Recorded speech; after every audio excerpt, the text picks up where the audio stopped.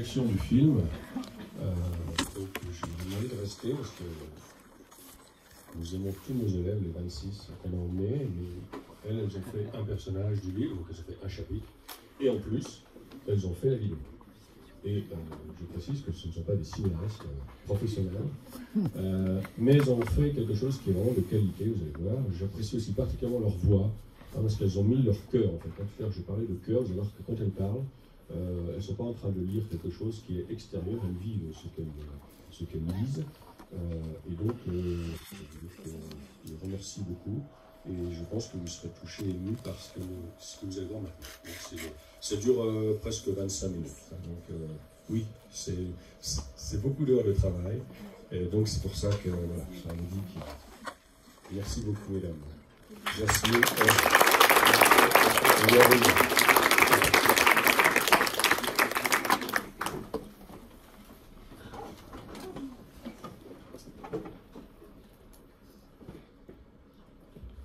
Dijon,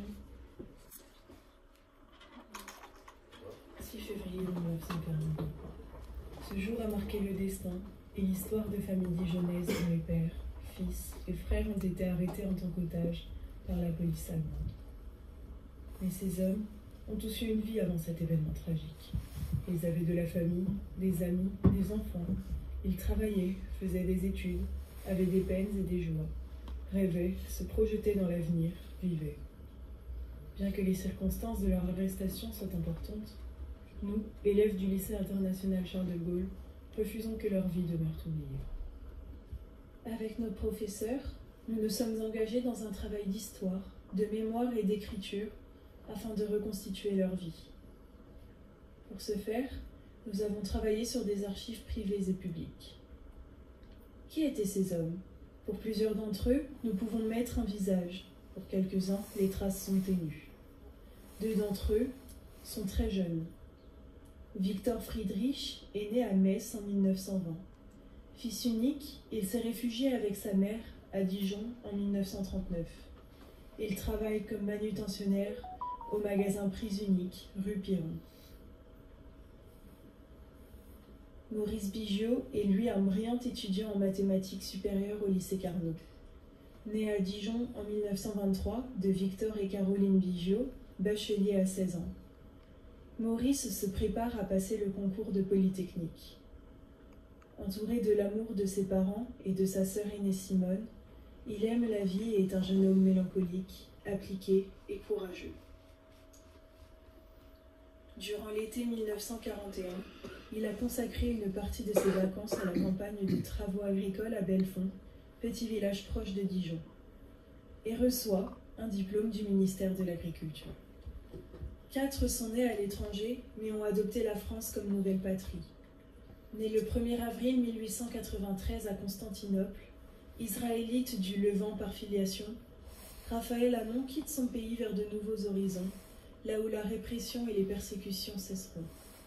Il fait ce long voyage accompagné de sa compagne, Victoire Varac. Ils se marient en 1923 et ont 4 enfants. Rachel, née le 16 avril 1924, Albert, né le 17 mai 1925, Jacques, né le 21 août 1926, et enfin Mathilde, née le 15 septembre 1932. Sa famille, sa France, sa fierté, sa réussite, sa patrie. Ce sentiment de réussite se renforce lorsqu'il achète avec sa femme, en octobre 1931, un magasin 33 rue du Bourg à Dijon. Ils tiennent beaucoup à ce magasin. C'est ma plus grande fierté, disait-il. Ils l'ont baptisé Au Labeur, car c'est le travail qui leur a permis de s'intégrer en France. Le magasin tournait bien, les clients étaient satisfaits. On pouvait y trouver de la mercerie, de la dentelle, des rideaux et toutes sortes de broderies en détail. Joseph Blankenberg et Gustav Judenkirch sont nés à Varsovie à la fin du XIXe siècle. Marié et père de 4 enfants, Joseph a travaillé à la compagnie des hauts fourneaux de Longwy, puis s'est réfugié à Dijon en 1939. Il est alors ouvrier chez Pétola. Gustave est naturalisé français en 1929. Il est marié à Camille Potier de la Bertellière, de religion catholique. Tous les deux sont marchands forains, au Hall de Dijon et parents d'une fille, Marie-Jacqueline. Jacques-Roger Lichtenstein est né à Nyon, en Suisse, le 23 août 1904. Son père a combattu pour l'armée française durant la Grande Guerre. Issu d'une famille de 5 enfants, la photographie est sa passion. À Mulhouse, il gère avec son frère Paul le magasin Chez Roger, spécialisé dans le portrait d'enfants. Célibataire, il est mobilisé en septembre 1939. 4 sont des anciens combattants de la Première Guerre mondiale. Jacob Cher est né à Saint-Quentin en 1887. Marié en 1912 avec Anna Samuel, il est mobilisé le 1er août 1914. Affecté au 4e régiment d'infanterie, Jacob participe à la bataille de la Marne et en 1915 est promu caporal. Blessé par éclat d'obus à Neuville-Saint-Vaast lors de la bataille d'Argonne, il est réformé en septembre 1916 et renvoyé dans ses foyers. Le jeune couple déménage ensuite à Nancy, où Jacob exerce le métier de commerçant. Il se réfugie à Dijon lors de la déclaration de guerre en septembre 1939. Alfred Hauser est né à Besançon le 19 octobre 1888. Ce négociant en tissu est aussi mobilisé en 1914. Agent de liaison infatigable, extrêmement dévoué et courageux, Alfred se voit décerner une citation en 1916, puis la Croix de guerre. Il est marié à une femme catholique, Marie Tavernier. Ils vivent à Dijon, près de la vieille mère de Joseph. René Lévy est né le 6 juin 1900 à Troyes. À 18 ans, il souscrit un engagement volontaire de 4 ans dans l'armée française. Il sert dans le 85e régiment d'artillerie lourde. En 1920, il fait la connaissance de Lucienne Madeleine Rigoulot. Elle se met en honneur chez une Lucienne est couturière et René exploite avec un associé un important dépôt d'essence à Font-de-Pagny, la Société des carburants de Bourgogne. Il est à nouveau mobilisé en septembre 1939. Dès l'armistice, il entre avec sa femme en résistance et intègre le réseau Grenier-Godard, organisation de passeurs, de sauvetage et de renseignement. Il faut aussi citer Roger Daltroff. Né à Dijon en 1896, Roger est le benjamin d'une fratrie de 4 membres, 3 garçons et une fille. Engagé volontaire en août 1914, Roger a du tempérament. Il combat sur le front occidental et sur le front d'Orient. Marié avec Marie Châtel, une jurassienne, en 1920, il exerce plusieurs métiers, coiffeur, antiquaire et représentant. Lui aussi s'engage dans le réseau Grenier-Godard dès l'été 1940. Parmi les 12 otages désignés par les Allemands, il est le seul à s'enfuir à l'arrivée des feldgendarmes. Il passe ensuite en zone non occupée et poursuit son engagement résistant jusqu'à son arrestation en juillet 1943 et sa déportation à Auschwitz.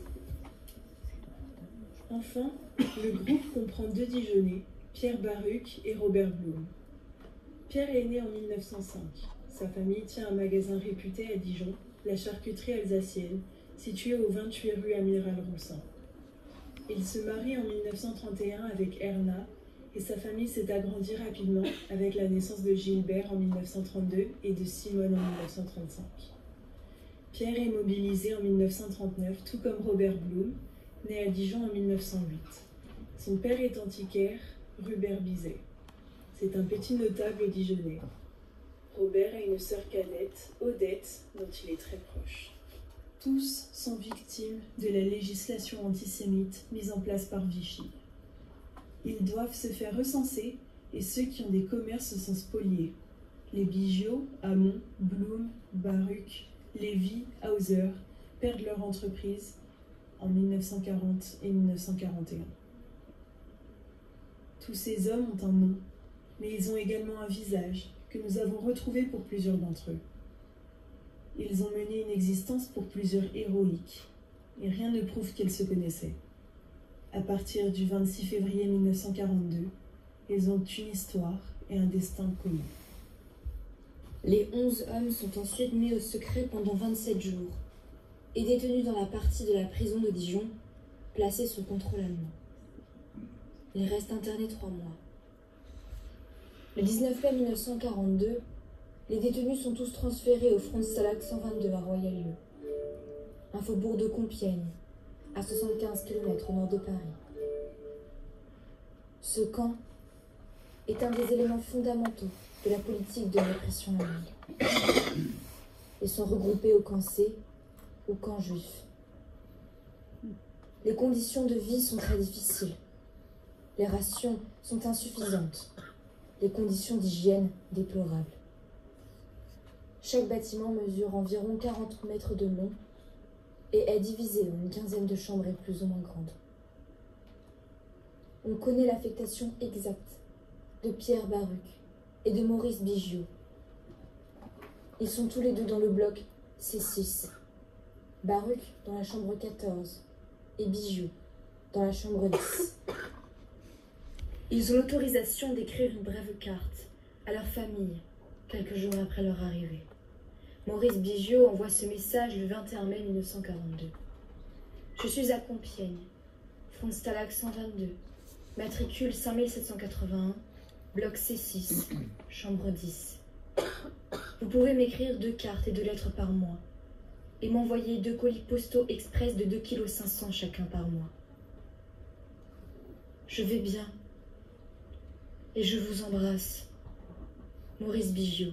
Nous avons un autre exemple de lettre, écrite par un déporté de Compiègne. Chère petite Lucette, j'espère que ma petite lettre va te trouver en bonne santé. Je pense que maintenant tu dois être en vacances. Repose-toi bien. Tâche en ces 15 jours de reprendre un peu de force. Pour moi, ça va. J'ai repris mon traitement qui d'ailleurs me fait beaucoup de bien. Dans ta prochaine, n'oublie pas de me dire ce qu'il advient du jardin. S'il fait assez humide chez nous comme ici, les légumes ne doivent pas beaucoup pousser. Et ton travail, marche-t-il toujours? Dis-moi aussi si le tissage a repris, et s'il y a des prisonniers de guerre parmi les monteurs qui sont rentrés. Je le souhaite pour eux, car c'est tellement dur d'être loin de ceux qu'on aime. Quand je pense qu'il y aura bientôt 1 an que je t'ai quitté, le temps passe, malgré tout. Mais la souffrance de la séparation ne diminue pas. J'espère que toute ta famille est en bonne santé, que Gaston est bien habitué au ménage. Dans ta prochaine lettre, donne-moi beaucoup de détails, cela me fera plaisir. Les heures sont si longues. Espérons que bientôt je serai de retour près de toi, et que nous reprendrons tout de notre tranquille existence. C'est dans cet espoir que je termine ma lettre. En t'embrassant bien fort, de tout mon cœur. Maurice. Le 5 juin 1942, tous sont déportés par le convoi numéro 2, sauf Robert Blum et Jacob Scher. Henri Tachner, déporté dans ce convoi, a décrit les conditions du départ. Les wagons à bestiaux et les gradés allemands étaient là. Ils nous attendaient avec la liste de nos noms. Nous étions répertoriés pour aller travailler à l'Est. Sur le quai, même après un temps assez prolongé, il nous a été distribué ce demi-pain qu'ils avaient l'habitude de donner à leurs troupes, avec une rondelle de saucisson, un peu de confiture. À l'intérieur des wagons, il y avait des espèces de seaux remplis d'eau. Nous avons eu droit à un premier sermon de la part d'un gradé haut placé. Ces dernières recommandations avaient un goût funèbre. Nous allions vers l'Est pour travailler. Les évasions étaient strictement interdites. Si un seul s'évadait, tout le wagon serait fusillé. Ces propos ont eu de l'effet. Alors que certains prisonniers ont commencé à démonter les planches des wagons, les autres occupants les ont empêchés de le faire. Le premier traumatisme avait porté ses fruits.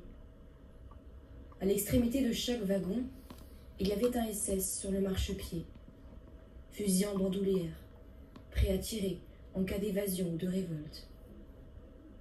Je me souviens que le train cahotait comme un train à bestiaux passant par beaucoup d'aiguillages et changeant souvent de voix, ce qui provoquait du remue-ménage à l'intérieur. L'air se raréfiait de plus en plus, et le moral commençait à en prendre un coup. On sentait que l'on n'était plus traités comme des hommes. C'était un tout petit avant-goût de ce qui était possible. Nous étions sur les quais du bout du monde, sur les quais de la fin de la liberté, la fin de la vie. À leur arrivée à Auschwitz, les 1000 déportés de ce convoi sont tous sélectionnés pour des travaux forcés. Ils reçoivent les matricules 38 177 à 39 176. Auschwitz-Birkenau est le plus grand complexe concentrationnaire du Troisième Reich, à la fois camp de concentration et centre de mise à mort. Le camp de concentration, dirigé par les SS, est créé le 27 avril 1940, à l'initiative de Heinrich Himmler. Il est complété par un centre de mise à mort dont la construction démarre à la fin de 1941. Les otages arrêtés à Dijon décèdent tous durant l'été 1942. Si des actes de décès sont établis par les médecins SS du camp, les familles sont dans l'ignorance totale du sort de leur père, fils ou mari.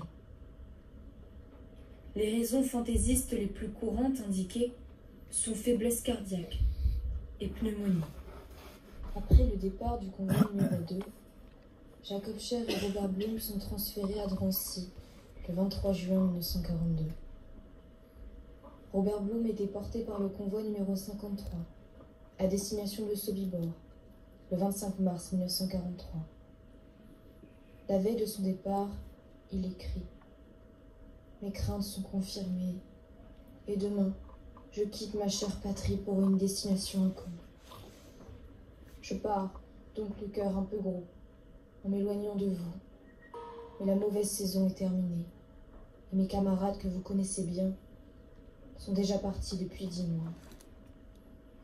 Sobibor est un centre de mise à mort nazi qui se situe dans le gouvernement général de Pologne. Sobibor entra en fonction dans le cadre de l'opération Reinhard. 250 000 juifs furent assassinés par les autorités allemandes de mai 1942 jusqu'à l'été 1943. Jacob Scher est déporté le 31 juillet 1943 dans le convoi numéro 58 à destination d'Auschwitz. Il est certainement assassiné à son arrivée. 12 parcours d'hommes, 12 parcours uniques, unis cependant par un même destin tragique, unis aussi par une ville, Dijon. Ils ont vécu sur ces lieux qui sont aujourd'hui les nôtres. Place Émile Zola, rue Célérier, avenue Garibaldi, lycée Carnot, rue Piron et plein d'autres encore. Que cette ville se souvienne que ces hommes étaient aussi là chez eux. Des pères de famille, des commerçants, un étudiant, un marchand, des hommes honnêtes, des travailleurs, rêveurs parfois, courageux souvent, anciens combattants ou résistants, ils sont morts pour la France. Raflés pour 11 d'entre eux à Dijon, le 26 février 1942. L'histoire semblait avoir oublié cette fatale arrestation. Nous avons souhaité, par nos recherches, notre travail de restitution, et surtout par notre sincère engagement, lutter contre cette fatalité et inscrire par ce film ces parcours singuliers mais ignorés ou négligés dans une mémoire collective. Ainsi, ce projet nous a menés vers la lecture parfois difficile de documents d'archives publiques, mais également privés. Une lecture émouvante et quelquefois compliquée. C'est un travail d'historien de parvenir à relire ces preuves, bien souvent manuscrites et dont l'encre commence à s'effacer. Que nous révèlent aussi, au-delà d'une grande émotion, les photos de ces familles disparues, qu'ils ont été des vivants. Ces images traduisent leur humanité et nous renvoient à la nôtre. Il ne reste donc pas rien de ces hommes assassinés. Ce projet mémoriel aura même permis à certains de nos lycéens d'avoir cette grande chance de rencontrer et d'échanger avec des membres de la famille de ces hommes raflés le 26 février 1942, comme Robert Blum, Maurice Bigiot, Raphaël Hamon ou Pierre Baruch. Ce film est donc l'aboutissement d'un long parcours, car nous avons entrepris un voyage géographique sur les traces de ces 12 hommes, mais aussi un voyage au cœur d'une histoire locale, d'un épisode oublié de la grande histoire, au cœur de 12 familles qui resteront désormais gravées dans nos mémoires. Des livres et des musées, partout dans le monde, témoignent de l'horreur de cette guerre. Il y a par exemple le musée Pauline, en Pologne, que nous avons visité et qui relate l'histoire des Juifs polonais avant la Shoah. Nous avons plusieurs exemples d'ouvrages autobiographiques qui parlent de l'horreur des camps. Chaque œuvre retrace cette période effroyable et traumatisante de la vie des auteurs. À l'âge de 18 ans, Raphaël s'engage dans la résistance.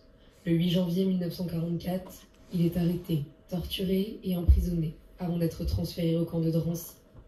Il y croise une jeune femme, Liliane, dont il tombe amoureux. À l'arrivée à Auschwitz, après la sélection, il est désigné pour le travail forcé, tandis que Liliane entre au camp de Birkenau. Alors que tout est organisé autour de la disparition systématique de la vie, Raphaël nourrit l'espoir secret de croiser à nouveau la route de Liliane. Une espérance qui lui donnera la force de survivre au pire. Plus d'une fois, le jeune homme est miraculeusement épargné. Il échappe à la chambre à gaz, à la pendaison après une évasion manquée. Il survit aux marches et au train de la mort. À sa libération, il part à la recherche de Liliane. Simone Veil accepte de se raconter à la première personne. Personnage au destin exceptionnel, elle est la femme politique dont la légitimité est la moins contestée en France et à l'étranger. Son autobiographie est attendue depuis longtemps. Elle s'y montre telle qu'elle est, libre, véhémente, sereine. Il y avait sûrement, en 1942, des après-midi où la guerre et l'occupation semblaient lointaines et irréelles dans ces rues. Sauf pour une jeune fille, du nom d'Hélène Baird, qui savait qu'elle était au plus profond du malheur et de la barbarie. Mais impossible de le dire aux passants aimables et indifférents. Alors, elle écrivait un journal. Avait-elle le pressentiment que très loin dans l'avenir on le lirait? Ou craignait-elle que sa voix soit étouffée comme celle des millions de personnes massacrées sans laisser de traces? Au seuil de ce livre, il faut se taire maintenant, écouter la voix d'Hélène et marcher à ses côtés. Une voix et une présence qui nous accompagneront toute notre vie. Nous ne sommes pas des livres, nous ne sommes pas des musées, et nous sommes encore moins des survivants, mais nous sommes leurs représentants. Cette histoire nous a émus et parfois fait pleurer. Nous avons certains témoignages d'élèves qui ont participé au projet. Là, comme ça, à chaud, j'ai envie de répondre que oui, ça a vraiment provoqué une sorte de grand nettoyage de l'esprit un peu. C'est vrai que c'est facile de dire qu'on s'y attendait à voir tant de choses horribles, mais en vrai, une fois qu'on est sur place, c'est très difficile d'imaginer vraiment toutes ces images qui vont se passer. On peut comprendre la chose que si vraiment on y a été. Et donc je pense que ça va, comme beaucoup de gens ici, j'imagine, ça va vraiment rester quelque chose qui m'aura marqué toute ma vie et qui a vraiment, ça constitue une rupture. Le processus biographique et d'analyse, c'était la rencontre avec la personne que j'étudie, donc Raphaël Hamon, dans les descendants de Raphaël Hamon, parce que j'ai vu en fait finalement l'importance de cette étude et du fait que ses ancêtres ne tombent pas dans l'oubli. Et aussi, je pense que ça touche une question aussi importante qui est le silence, parce que ça a été très dur, je pense, pour les personnes par exemple qui sont revenues des camps de concentration. Ça a été très dur de parler de ça, et du coup nous aussi notre rôle là dans le projet, c'est de casser le silence et de faire perdurer l'histoire pour pas que ça soit oublié, parce que c'est quand même un crime horrible, et pour finalement apprendre de nos erreurs et puis pas de nouveau réaliser ces massacres. C'était clairement la rencontre avec les descendants de Robert Blum. Donc moi c'était Claude Spielmann, et on a été au restaurant, on a discuté, et donc j'ai récupéré des textes, etc. Il y a eu un vrai échange, et du coup ça donne du contexte et un appui vivant au personnage sur lequel, à la personne sur laquelle j'ai étudié avec Laurent.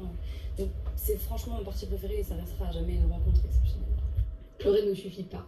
Il faut aller au-delà en nous questionnant et en transmettant notre savoir. Nous sommes devenus les témoins des témoins. Nous pouvons et devons donc leur rendre hommage et partager aux autres la nécessité de penser à eux et de ne pas les oublier.